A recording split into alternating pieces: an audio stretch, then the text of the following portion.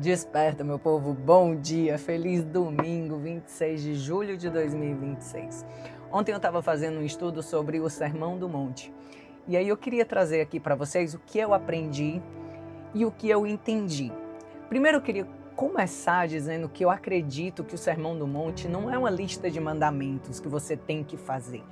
É uma lista de reconhecimento de quem você é perante a Deus, de quem você é reconhecido por Deus. Então, para começar, assim, o Sermão do Monte, ele é bem-aventurados, tal. Bem-aventurados, tal. E o que significa bem-aventurados? Bem-aventurados significa feliz.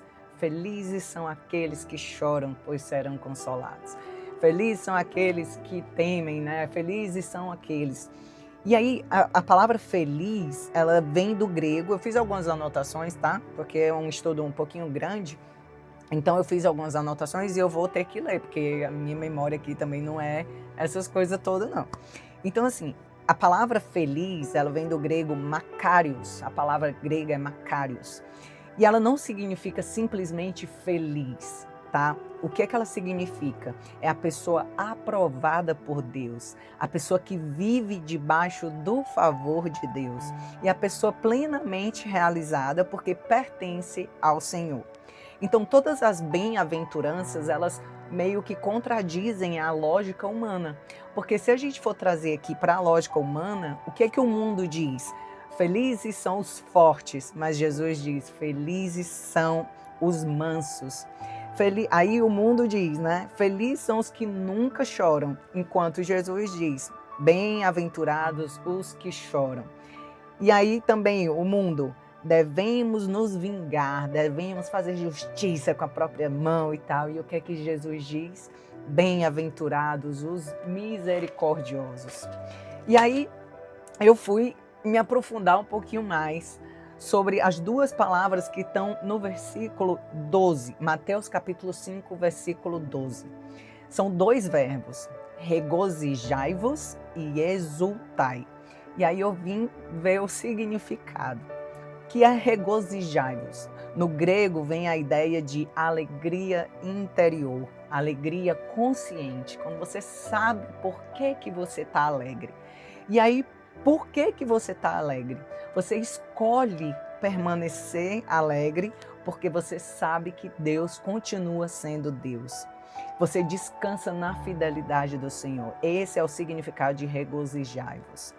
E o significado de exultai, que é a palavra grega é agaliaste. Perdão se eu não tiver falado o grego certo, né? Porque eu ainda não aprendi grego.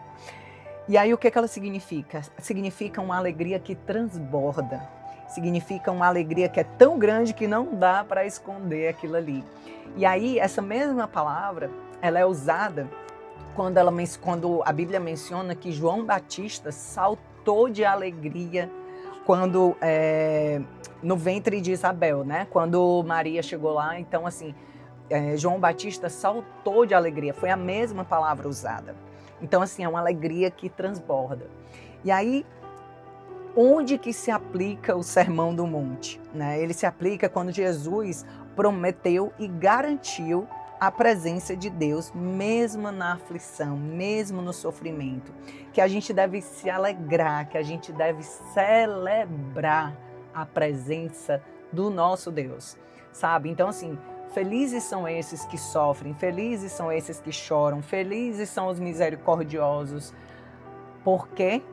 Porque deles é o reino de Deus, porque Deus está com eles. Então celebre, porque mesmo você passando por tudo isso, mesmo você vivendo tudo isso que você está vivendo, Deus não deixa de ser Deus. Deus está com você, Deus é com você, tá? E aí eu vou fazer uma comparação de um barco que está lá em alto mar, que está ancorado, que o vento vem, que muda a direção daquele barco, sabe, as ondas fortes, mas o vento muda a direção, mas se aquele barco está ancorado, bem direitinho, está firme, pode acontecer o que for, sabe, mas ele não vai sair dali. Então é a mesma coisa, assim, uma comparação da vida da gente. Se a gente estiver ancorado no Senhor, se a gente estiver ancorado em Deus, na palavra, em Jesus, no fundamento, no que Deus deixou para a vida da gente, pode vir tempestade, pode vir o que for, mas a gente não vai sair do lugar. A gente vai balançar, a gente vai quase naufragar, mas a gente não vai sair dali. Deus não vai te abandonar, Deus não vai te deixar ali sozinho. E aí, estudando aqui sobre o sermão, né, eu pude perceber também uma coisa. As bem-aventuranças, elas formam uma sequência de crescimento espiritual. Eu não sei se vocês pararam para perceber isso também. Isso aqui também foi uma ajudinha aqui do meu amigo chat, né? Então, assim, eu reconheço a pobreza espiritual, eu choro pelos pecados, eu torno-me manso, eu passo a ter fome e sede de justiça, eu aprendo a ser misericordioso, meu coração é purificado, torno-me pacificador e por viver assim, eu sou perseguido. Sabe? Então, assim, para finalizar, Jesus, ele não começa o sermão falando o que é que a gente deve fazer. Ele fala sobre as pessoas que pertencem ao reino de Deus. Como é que as pessoas são? Essas pessoas são felizes, por quê? Elas são felizes porque elas têm a presença de Deus. Então, é isso que Jesus transmite no Sermão do Monte, sabe? Não é o mandamento, não é que seja assim, seja assado, seja não sei o quê. É viva na presença de Deus. Então, essa é a mensagem que eu queria trazer hoje aqui para vocês, sobre o Sermão do Monte, sobre o que eu aprendi, e que nós possamos reconhecer a presença de Deus na nossa vida, que a gente consiga se alegrar e celebrar, porque grande é o nosso galardão que está no céu.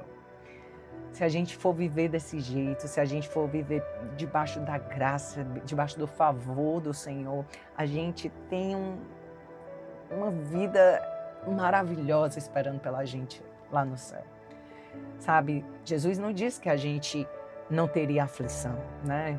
Até, assim, ele não ausenta, acho que é a palavra certa, ausenta.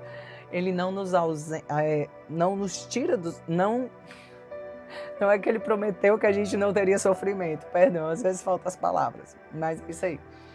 Não é que ele disse que a gente não ia ter sofrimento. Mas ele garantiu a presença de Deus em cada momento. Então é isso, meu irmão. Espero que vocês tenham um lindo, extraordinário, abençoado dia. Sempre na presença, no poder do Espírito Santo de Deus. Nunca esqueça, que Deus é bom o tempo todo, Deus é maravilhoso o tempo todo, e Ele está presente na tua vida, Ele está presente na minha. E eu desejo para todo mundo que me escuta, até para mim também, né, que quando eu me escuto, que Ele esteja sempre presente.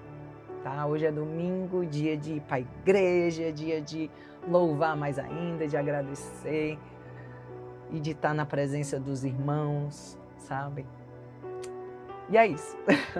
Espero mais uma vez que vocês tenham um lindo, extraordinário, abençoado domingo, sempre na presença, no poder do Espírito Santo de Deus. Beijo, tchau, tchau.